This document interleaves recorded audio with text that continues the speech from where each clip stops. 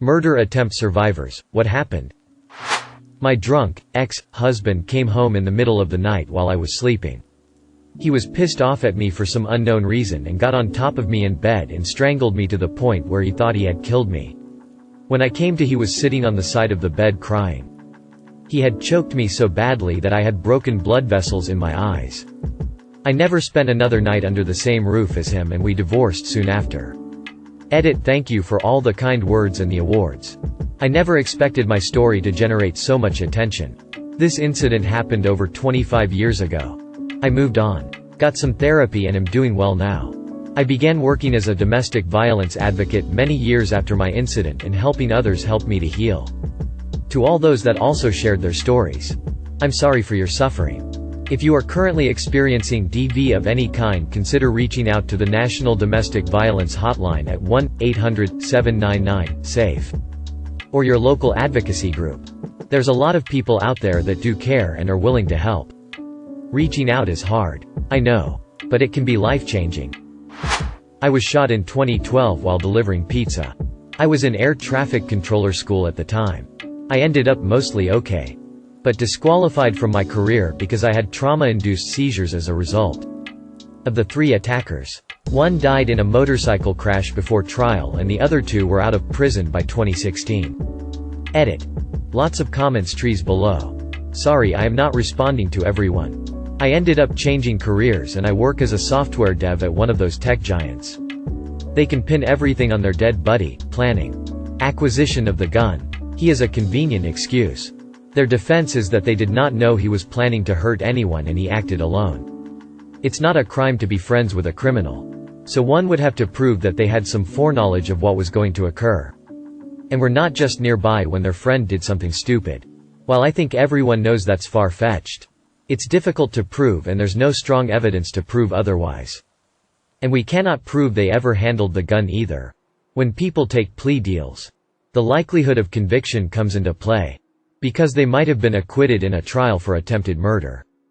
They were offered a plea down to second-degree assault with a weapon, which they accepted. The prosecutor did have a conversation with me before she offered the plea, but made it clear that the state is the prosecution, not the victim.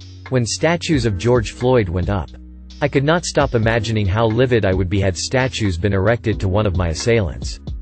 Of course, Mr. Floyd was murdered, and I am glad Chauvin was convicted. But if people started putting statues and murals of the scumbag up and pretending he accomplished something with his life, I think I would explode. Floyd was convicted of armed robbery in 2007. I don't think I would have thought like this before. These are the sort of things that change about you when you become a victim. Not me, but my mom. A man entered her house just before lunchtime and stabbed her and her maid multiple times. He also kept punching both of them while stabbing them. Eventually he got tired and left. My mom played dead. Then when she was sure that they were alone, she checked on the maid to see if she was still alive. Both of them survived the attack, but the police never found the guy. The thing is, my mom knows the guy. See, she owns a flower shop, and had 2 people working for her. One of them is this nice gay guy, and that guy had a boyfriend. It was the boyfriend who attacked my mom, and my mom told me that he was high and was looking for money. It seemed like his boyfriend didn't want to give him money that day, so he decided to attack his BF's employer instead. Since then, my vibrant, outgoing mom became reclusive, and she developed various health conditions. She's also always in a state of pain, which led her to become dependent on pain meds. The meds ruined her kidneys and liver, and now she's undergoing dialysis for it. I was attacked in a friend's house by an ex-husband. He slit her throat and slashed my face with a box cutter before hitting me over the head with a plate, knocking me out temporarily. He then lit the place on fire with us in it. I managed to wake up and drag her outside, and a neighbor called the police ambulance. They caught him 2 days later trying to commit suicide in a Ramada Inn. We both lived through it, and now he is serving a life sentence. Last year my neighbor plotted to kidnap and murder my wife and I. I was working from home one morning and heard a knock at the door at 8 a.m. I ignored it at first, hoping whoever it was would go away. After a minute of knocking, I opened the door. It was my neighbor who I had spoken with a few times. My wife was at work, and I could tell he was surprised when I opened the door and not my wife. He was expecting her to be home and not me. He noticed that I recently purchased a new car and asked if I could show it to him. He tried to walk inside, but I asked him to walk around to the garage because of COVID-19. I showed him the car and he was acting strange. Always kept one hand in his pocket. My garage is very small, so we were in close proximity to each other. He kept inching closer to me, which made me uncomfortable. He brought an open Coke bottle, filled with a tan liquid, and said, "I brought you a Coke." I declined the offer. After a few minutes he asked if he could see my gauge cluster. We walked around to the driver's side and I sat in the driver's seat to turn on the car and show him the gauge cluster. With door open, there was very little room besides the side of the car and the garage wall. After turning on the car he pulled a large hunting knife to my neck. I immediately grabbed his wrist and slammed him back into the wall. At this point we are wrestling between the car and wall as I try to get the knife away from him. During this 30-second period, it seems like an absolute miracle that I was not stabbed. The blade grazed past my stomach multiple times. I was eventually able to grab the knife and force him out into the driveway. Immediately after grabbing the knife he started saying, "What are you doing?" "I was just trying to show you my knife?" and acting like I had just assaulted him. I was in such a state of shock that I actually started to believe him and wondered if I had overreacted. I know this seems ridiculous, but I was completely delusional at the time and did not know what his intentions were. I stood in the driveway, hands shaking, with 911 dialed on my phone but did not make the call. He acted like nothing just happened and started asking my questions. Really suspicious questions. "Do you have a security system?" I lied and said yes. I asked him to go home multiple times and eventually went back inside the house but did not shut the main garage door. At this point I needed to drive into work and started getting ready. Showering, getting dressed, etc. I assumed he had just walked back home. After getting ready I went outside and walked around the house to the garage with a can of bear mace. I searched around the garage and was worried he was still there. As I started to get into my car and leave, I saw my neighbor laying down behind some boxes in the garage, staring at me. I yelled and ran as fast I could back to the front door and called the cops. Cops arrived quickly and my neighbor had disappeared.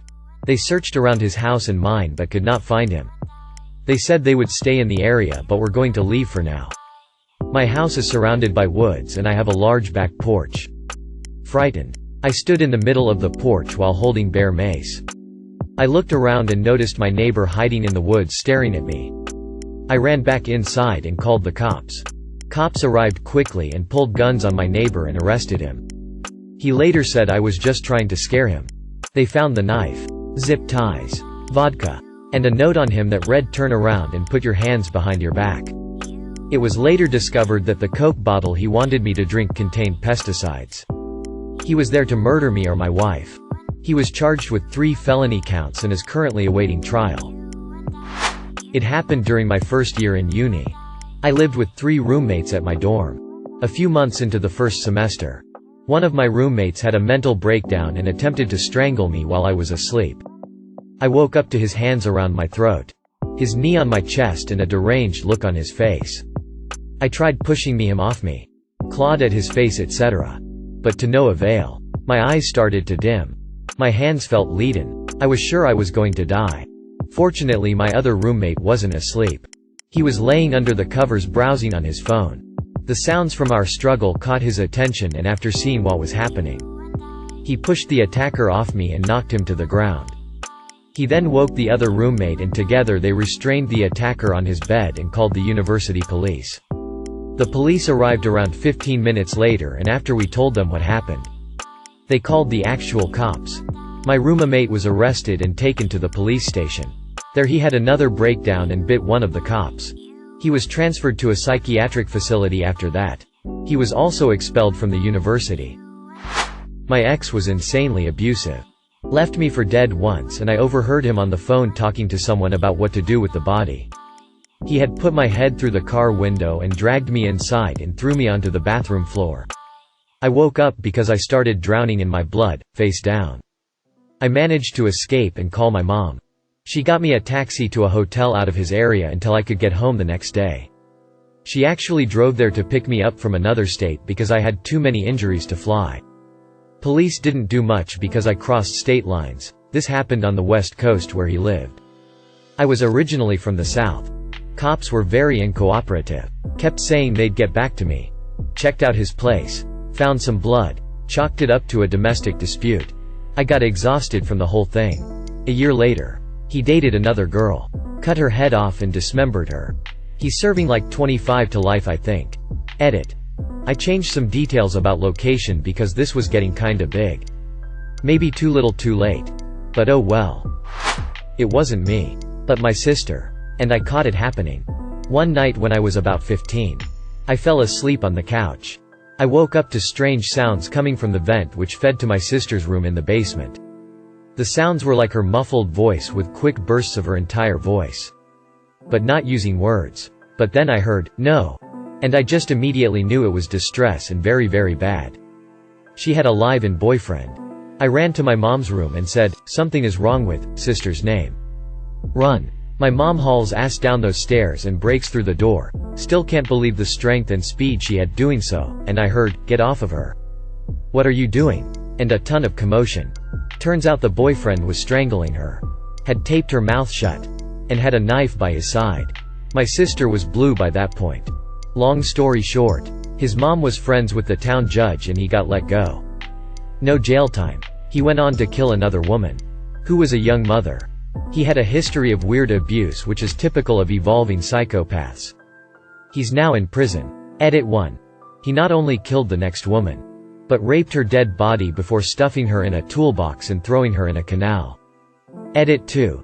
Tried to find out what happened to the judge in the meantime. They tried to remove him from office for being an overall scumbag. Another user found the Forensic Files episode on this. He pointed the gun at my face. Pulled the trigger and it didn't fire. I could have beaten Usain Bolt in the next 10 seconds. Oh boy, I just woke up, but this is finally a Reddit question I have an answer to. I was waiting at the bus stop. It was only me and an older woman waiting there. I had received a phone call from my partner a few moments earlier about how there had been a stabbing and that I should stay safe. A few minutes after that call, a man crossed the road. Walked up to me and hit me over the head with a wooden fence post. I blacked out. Not sure how long it was for, but I came to. On the floor with blood spilling out from my head. It's foggy. I don't remember his face, but I know I looked up. Said, "What the fuck?" over and over. I somehow managed to stand up and run. I don't think he expected me to get up and was put off guard. I know now that around 30 minutes before hitting me, this man had stabbed and killed a 24-year-old man.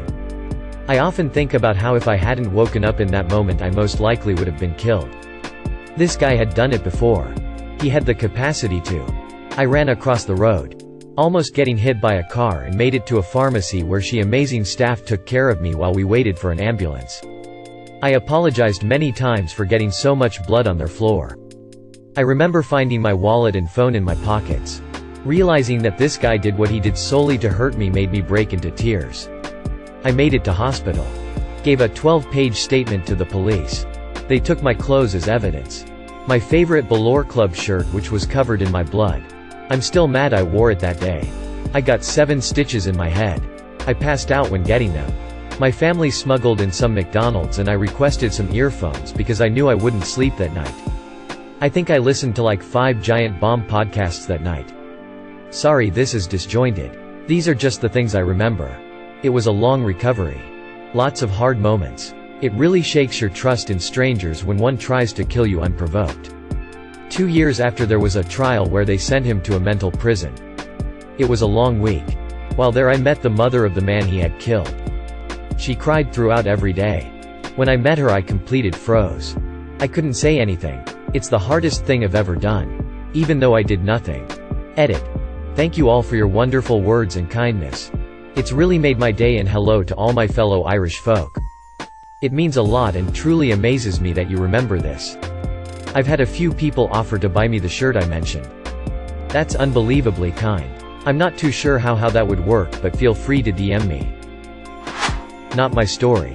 But my cousin's. She was married to this crazy man. I won't go into detail about the ways he was awful. But he was insane. Also, before he married my cousin, he had another family who all died in a house fire. All 4 of his children and his previous wife. We all felt bad for him for suffering such a tragic loss. Because we didn't know what he was like behind the scenes at home. We never suspected anything off about that. Just thought it was a tragedy. Well, finally my cousin decided to leave him. She took her 2 kids and moved away. She had to leave abruptly. So she was missing a lot of important things. Social security cards, birth certificates, stuff like that. One day, after things cooled down some between her and her ex, she arranged for her to go over to their old house and gather the rest of their things. He asked that she bring the kids, because he missed them. Luckily, she decided to let them stay at their friend's house instead. She went over to the house, and he was absolutely enraged that she didn't bring the kids. He shot my cousin 4 times and then shot himself in the head. He was planning to do a murder-suicide with the whole family. That's why he wanted the kids there. My cousin was shot twice in the neck, in the face, and in the arm. Somehow, none of the bullets struck any major arteries or anything. She was able to make it next door to her neighbor's house and get help. She survived a murder-suicide attempt. And her ex didn't. That whole thing really makes me look at that house fire tragedy in a different light. Solo hiking. Ran into 2 men who acted nice at first. Then started following me on my trail. Things escalated. They beat me up pretty bad while trying to rape me. I fought like fury. I'm fit and used to do combat sports. So I was able to do quite a bit of damage right back. I think when they realized they themselves were taking too many hits, they cut their losses and fled. I have no doubt they would have killed me as well as raped me if I hadn't made it such an unholy battle for them to get me down. I was a mess, and still needed to hike back to civilization after that. I could write a fucking book about that return hike. Eventually I made it out. I don't talk about it. Like ever. I guess Reddit is as good a spot as any to put it down. ETA. Thanks for the awards and awesome comments. Guys. Like I said, I never talk about this. And maybe I should. I was diagnosed with PTSD after. And in some ways, the battle still rages. But sharing it here has actually made me feel so much better. In ways I never would have expected. Much love to you all. And whatever you do, be safe doing it. And girls especially, take a self-defense course. You never know what might happen.